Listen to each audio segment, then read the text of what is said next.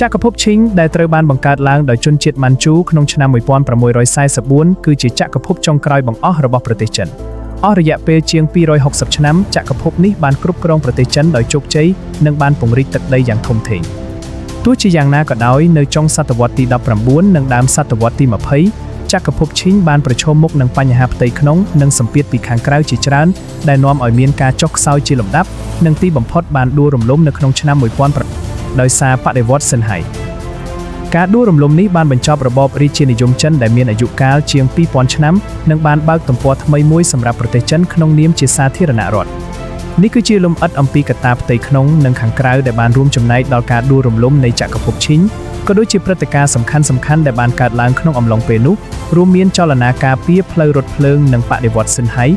ការចុះខ្សោយនៃចក្រភពឈីងមិនមែនបណ្ដាលមកពីកត្តាតែមួយនោះទេប៉ុន្តែជាលទ្ធផលនៃការប្រមូលផ្ដុំបញ្ហាជាច្រើនដែលបានកើតឡើងក្នុងរយៈពេលជាច្រើនទសវត្សរ៍កត្តាផ្ទៃក្នុងសំខាន់ៗរួមមាន1អំពើពុករលួយនិងអសមត្ថភាពរដ្ឋាភិបាលនៅចុងសម័យឈីងអំពើពុករលួយបានរីករាលដាលយ៉ាងខ្លាំងនៅក្នុងជួរមន្ត្រីរាជការមន្ត្រីជាច្រើនបានប្រើប្រាស់តួនាទីរបស់ពួកគេដើម្បីប្រមូលផលប្រយោជន៍ផ្ទាល់ខ្លួនដែលធ្វើឲ្យប្រព័ន្ធរដ្ឋបាលចុះខ្សោយនិងបាត់បង់ប្រសិទ្ធភាពការខ្វះខាតការដឹកនាំប្រកបដោយប្រសិទ្ធភាពនិងការមិនយកចិត្តទុកដាក់ចំពោះសុខទុក្ខប្រជារាស្ត្របានធ្វើឲ្យប្រជាជនបាត់បង់ជំនឿលើរដ្ឋាភិបាល2កំណើនប្រជាជននិងកង្វះខាតដីធ្លីក្នុងអំឡុងពេលសន្តិភាពប្រជាជនចិនបានកើនឡើងយ៉ាងគំហុកទោះជាយ៉ាងណាក៏ដោយកំណើនប្រជាជននេះមិនត្រូវបានអមដោយការកើនឡើងនៅធនធានដីធ្លីនិងផលិតកម្មកសិកម្មគ្រប់គ្រាន់នោះជាលទ្ធផលកង្វះខាតដីធ្លីសម្រាប់បង្កបង្កើនផលបានក្លាយជាបញ្ហាធ្ងន់ធ្ងរដែលនាំឲ្យមានភាពក្រីក្រនិងអត់ឃ្លានរីករាលដាលក្នុងចំណោមប្រជាកសិករ3គ្រោះធម្មជាតិប្រទេសចិនបានជួបប្រទះគ្រោះធម្មជាតិជាច្រើនដូចជាទឹកជំនន់រាំងស្ងួតនិងទូភហិកធំៗក្នុងអំឡុងពេលចុងសម័យឈីងគ្រោះមហន្តរាយទាំងនេះបានធ្វើឲ្យស្ថានភាពសេដ្ឋកិច្ចនិងសង្គមកាន់តែអាក្រក់ទៅដោយសាររដ្ឋាភិបាលមិនមានលទ្ធភាពគ្រប់គ្រាន់ក្នុងការជួយសង្គ្រោះនិងស្ដារឡើងវិញការមិនពេញចិត្តរបស់ប្រជាជនចំពោះរដ្ឋាភិបាលបានកើនឡើងជាលំដាប់4ការបះបោរផ្ទៃក្នុងភាពក្រីក្រអំពើពុករលួយនិងការមិនពេញចិត្តចំពោះរដ្ឋាភិបាលបាននាំឲ្យមានការបះបោរទ្រង់ទ្រាយធំជាច្រើនការបះបោរសំខាន់រួមមានការបះបោរថៃភីងឆ្នាំ1850ដល់1864ជាការបះបោរដ៏ធំបំផុតមួយក្នុងប្រវត្តិសាស្ត្រចិនដែលបានបណ្ដាលឲ្យមនុស្សរាប់លានអ្នកស្លាប់និងបានធ្វើឲ្យចក្រភពឈីងចុះខ្សោយយ៉ាងខ្លាំងការបះបោរនៀនឆ្នាំ1851ដល់1868ជាការបះបោររបស់កសិករនៅភាគខាងជើងប្រទេសចិនការបះបោរអ្នកប្រដាល់ឆ្នាំ1899ដល់1901ជាចលនាប្រឆាំងបរទេសនិងគ្រឹះសាសនាដែលត្រូវបានគាំទ្រដោយរាជវង្សឈីងដំបូងប៉ុន្តែក្រោយមកត្រូវបានបង្ក្រាបដោយកងកម្លាំងបរទេសចម្រុះការបះបោរនេះបានធ្វើឲ្យចិនបាត់បង់អធិបតេយ្យភាពកាន់តែខ្លាំងនិងត្រូវបង់សំណងយ៉ាងច្រើនការបះបោរទាំងនេះបានធ្វើឲ្យរដ្ឋាភិបាលឈីងបាត់បង់ធនធានមនុស្សនិងហិរញ្ញវត្ថុយ៉ាងច្រើនហើយបានបង្ហាញពីភាពទន់ខ្សោយរបស់ខ្លួន5ការតស៊ូរបស់ពួកអភិរក្សនិយមចំពោះកំណែទម្រង់ទោះបីជាមានបញ្ហាជាច្រើនក៏ដោយក៏មានមន្ត្រីនិងអ្នកគិតមួយចំនួនបានព្យាយាមធ្វើកំណែទម្រង់ដើម្បីសង្គ្រោះចក្រភពទោះជាយ៉ាងណាក៏ដោយកិច្ចខិតខំប្រឹងប្រែងទាំងនេះតែងតែត្រូវបានរារាំងដោយពួកអភិរក្សនិយមនៅក្នុងរាជវាំងជាពិសេសព្រះនាងស៊ឺស៊ីដែលខ្លាចបាត់បង់អំណាចការតស៊ូចំពោះកំណែទម្រង់បានធ្វើឲ្យចក្រភពឈីងមិនអាចសម្របខ្លួនទៅនឹងការផ្លាស់ប្ដូរពិភពលោកនិងដោះស្រាយបញ្ហាប្រឈមនានាបានទាន់ពេលវេលាកត្តាខាងក្រៅដែលនាំឲ្យចុះខ្សោយក្រៅពីបញ្ហាផ្ទៃក្នុងចក្រភពឈីងក៏បានប្រឈមមុខនឹងសម្ពាធយ៉ាងខ្លាំងពីមហាអំណាចបរទេសដែលបានរួមចំណែកយ៉ាងសំខាន់ដល់ការដួលរំលំរបស់ខ្លួន1សង្គ្រាមអាភៀននិងសន្ធិសញ្ញាមិនស្មើភាពសង្គ្រាមអាភៀនលើកទី1ឆ្នាំ1839ដល់1842បានផ្ទុះឡើងរវាងចិននិងចក្រភពអង់គ្លេសដោយសារចិនព្យាយាមហាមឃាត់ការជួញដូរអាភៀនចិនបានចាញ់សង្គ្រាមនេះហើយត្រូវចុះហត្ថលេខាលើសន្ធិសញ្ញាណានជីងដែលជាសន្ធិសញ្ញាមិនស្មើភាពដំបូងគេសន្ធិសញ្ញានេះបានបង្ខំឲ្យចិនបើកកំពង់ផែពាណិជ្ជកម្មប្រគល់ហុងកុងឲ្យអង់គ្លេសនិងបង់សំណងសង្គ្រាមអាភៀនលើកទី2ឆ្នាំ1856ដល់1860បានផ្ទុះឡើងម្ដងទៀតរវាងចិននិងកងកម្លាំងចម្រុះអង់គ្លេសបារាំងចិនបានចាញ់ម្ដងទៀតហើយត្រូវចុះហត្ថលេខាលើសន្ធិសញ្ញាធានជីននិងអនុសញ្ញាប៉េកាំងដែលបានផ្ដល់សិទ្ធិកាន់តែច្រើនដល់បរទេសរួមទាំងការបើកកំពង់ផែបន្ថែមនិងការអនុញ្ញាតឲ្យមានបេសកកម្មគ្រឹះសាសនាសង្គ្រាមអាភៀននិងសន្ធិសញ្ញាមិនស្មើភាពទាំងនេះបានធ្វើឲ្យចិនបាត់បង់អធិបតេយ្យភាពសេដ្ឋកិច្ចនិងកិត្យានុភាពយ៉ាងខ្លាំង2 ការឈ្លានពានរបស់បរទេសនិងតំបន់ឥទ្ធិពលបន្ទាប់ពីសង្គ្រាមអាភៀនមហាអំណាចលោកខាងលិចនិងជប៉ុនបានចាប់ផ្ដើមឈ្លានពាននិងបង្កើតតំបន់ឥទ្ធិពលរបស់ខ្លួននៅក្នុងប្រទេសចិនប្រទេសជាច្រើនដូចជាអង់គ្លេសបារាំងអាល្លឺម៉ង់រុស្ស៊ីនិងជប៉ុនបានទាមទារសិទ្ធិផ្ដាច់មុខក្នុងការធ្វើពាណិជ្ជកម្មនិងវិនិយោគនៅក្នុងតំបន់ជាក់លាក់នៃប្រទេសចិនការបែងចែកប្រទេសចិនទៅជាតំបន់ឥទ្ធិពលបានធ្វើឲ្យចិនក្លាយជាប្រទេសពាក់កណ្ដាលអាណានិគមនិងមិនអាចគ្រប់គ្រងជោគវាសនាខ្លួនឯងបាន3សង្គ្រាមចិនជប៉ុនលើកទី1ឆ្នាំ1894ដល់1895សង្គ្រាមនេះបានផ្ទុះឡើងដោយសារជម្លោះលើប្រទេសកូរ៉េចិនបានចាញ់សង្គ្រាមនេះយ៉ាងអាម៉ាស់ដែលបានបង្ហាញឲ្យឃើញពីភាពទន់ខ្សោយនៃកងទ័ពនិងបច្ចេកវិទ្យាយោធារបស់ខ្លួនបើប្រៀបធៀបទៅនឹងជប៉ុនដែលទើបនឹងធ្វើទំនើបកម្មសន្ធិសញ្ញាស៊ីម៉ូណូសេគីដែលបានបញ្ចប់សង្គ្រាមនេះបានបង្ខំឲ្យចិនប្រគល់កោះតៃវ៉ាន់និងឧបទ្វីបលាវតុងឲ្យជប៉ុននិងបង់សំណងសង្គ្រាមយ៉ាងច្រើនព្រឹត្តិការណ៍នេះបានធ្វើឲ្យប្រជាជនចិនបាត់បង់ជំនឿលើរដ្ឋាភិបាលឈិងកាន់តែខ្លាំង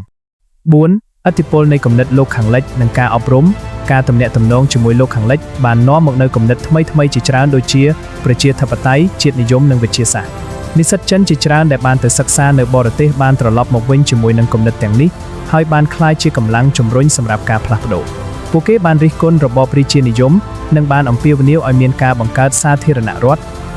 កំណែទម្រង់ចុងសម័យឈិងដើម្បីឆ្លើយតបទៅនឹងវិបត្តិទាំងផ្ទៃក្នុងនិងខាងក្រៅរដ្ឋាភិបាលឈិងបានព្យាយាមធ្វើកំណែទម្រង់មួយចំនួនដែលគេស្គាល់ថាជាកំណែទម្រង់ថ្មីចាប់ពីឆ្នាំ1901ដល់1911កំណែទម្រង់ទាំងនេះរួមមានកំណែទម្រង់យោធាបង្កើតកងទ័ពថ្មីដែលត្រូវបានបណ្ដុះបណ្ដាលតាមបែបលោកខាងលិចកំណែទម្រង់អប់រំលុបបំបាត់ប្រព័ន្ធប្រឡងចាស់និងបង្កើតសាលារៀនថ្មីៗដែលបង្រៀនមុខវិជ្ជាទំនើបកំណែទម្រង់រដ្ឋបាលព្យាយាមធ្វើវិមជ្ឈការអំណាចនិងផ្ដល់សិទ្ធិអំណាចកាន់តែច្រើនដល់ខេត្តនានា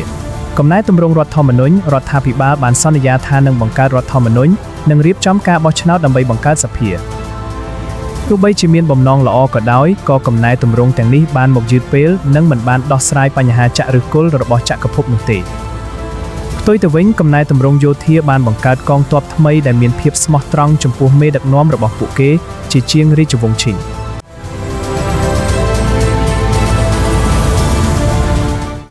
កំណែទម្រង់រដ្ឋបាលក៏បានផ្ដល់អំណាចដល់ឥស្សរជនក្នុងតំបន់ដែលក្រោយមកបានក្លាយជាកម្លាំងប្រឆាំងនឹងរដ្ឋាភិបាលកណ្ដាលចលនាការពារផ្លូវរថភ្លើងក្នុងឆ្នាំ1911គឺជាព្រឹត្តិការណ៍ដ៏សំខាន់មួយដែលបានរួមចំណែកដោយផ្ទាល់ដល់ការផ្ទុះឡើងនៃបដិវត្តន៍សិនហៃរដ្ឋាភិបាលឈិងដែលកំពុងជួបវិបត្តិហិរញ្ញវត្ថុបានសម្រេចចិត្តធ្វើជាតូបនីយកម្មផ្លូវរថភ្លើងដែលគ្រប់គ្រងដោយឯកជននៅក្នុងខេត្តមួយចំនួនជាពិសេសខេត្តស៊ីឈួនហ៊ូណានហ៊ូប៉ៃនិងក្វាងតុងគោលបំណងគឺដើម្បីយកប្រាក់កម្ចីពីធនាគារបរទេសដើម្បីសងបំណុលនិងបន្តសាងសង់ផ្លូវរថភ្លើងទោះជាយ៉ាងណាក៏ដោយការសម្រេចចិត្តនេះបានបង្កឲ្យមានការខឹងសម្បារយ៉ាងខ្លាំងពីសំណាក់ប្រជាជនជាពិសេសអ្នកវិនិយោគក្នុងស្រុកដែលបានទិញភាគហ៊ុនផ្លូវរថភ្លើងពួកគេបានចាត់ទុកថាការធ្វើជាតូបនីយកម្មនេះគឺជាការប្លន់ទ្រព្យសម្បត្តិរបស់ពួកគេនិងជាការលក់ផលប្រយោជន៍ជាតិទៅឲ្យបរទេសនៅខេត្តស៊ីឈួនចលនាប្រឆាំងបានផ្ទុះឡើងយ៉ាងខ្លាំងក្លាដោយមានការចូលរួមពីពាណិជ្ជករឥស្សរជនក្នុងស្រុកនិងប្រជាកសិកររដ្ឋាភិបាលឈិងបានបញ្ជូនកងទ័ពថ្មីទៅបង្ក្រាបចលនានេះដែលបណ្ដាលឲ្យមានការបង្ហូរឈាមនៅទីក្រុងឆឹងទូ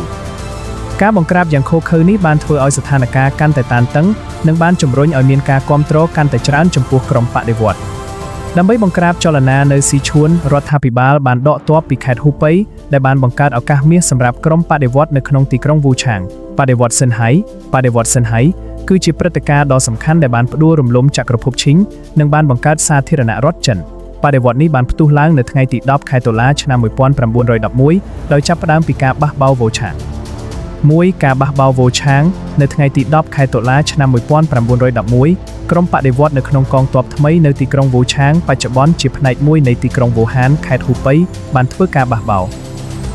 រនេះបានផ្ទុះឡើងដោយចៃដន្យបន្ទាប់ពីគ្រាប់បែកមួយបានផ្ទុះឡើងនៅក្នុងឃ្លាំងអាវុធរបស់ក្រុមបដិវត្តន៍ដែលបង្ខំឲ្យពួកគេធ្វើសកម្មភាពមុនកាលកំណត់ក្រុមបដិវត្តន៍បានវាយដណ្ដើមយកទីក្រុងវូឆាងយ៉ាងឆាប់រហ័សនិងបានប្រកាសឯករាជ្យពីចក្រភពឈិង2ការរីករាលដាលនៃបដិវត្តន៍ភាពជោគជ័យនៃការបះបោរវូឆាងបានជំរុញឲ្យខេត្តជាច្រើនទៀតនៅទូទាំងប្រទេសចិនប្រកាសឯករាជ្យពីការគ្រប់គ្រងរបស់ឈិងក្នុងរយៈពេលប្រមាណសប្តាហ៍ខេត្តចំនួន15ក្នុងចំណោមខេត្តទាំង18របស់ចិនបានចូលរួមជាមួយបដិវត្តន៍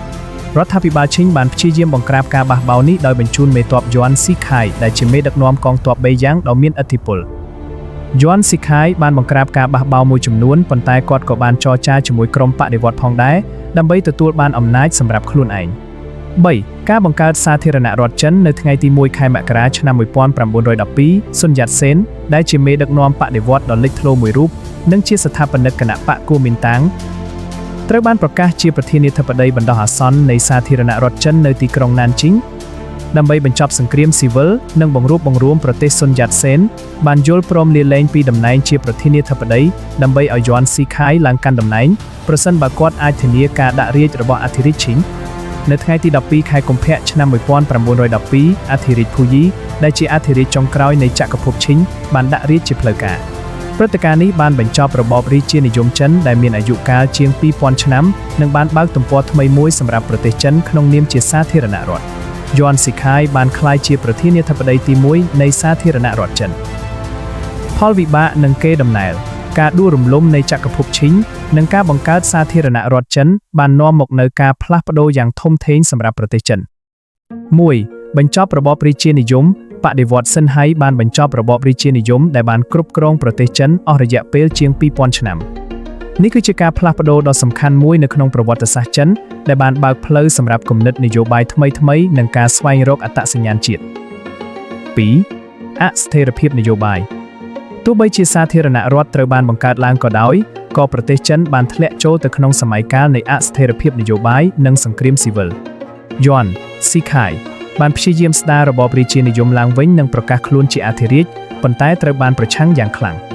បន្ទាប់ពីមរណភាពរបស់គាត់ប្រទេសចិនបានបែកបាក់ទៅជាតំបន់ដែលគ្រប់គ្រងដោយមេដឹកនាំយោធាដែលបានបន្តអស់រយៈពេលជាច្រើនទសវត្សរ៍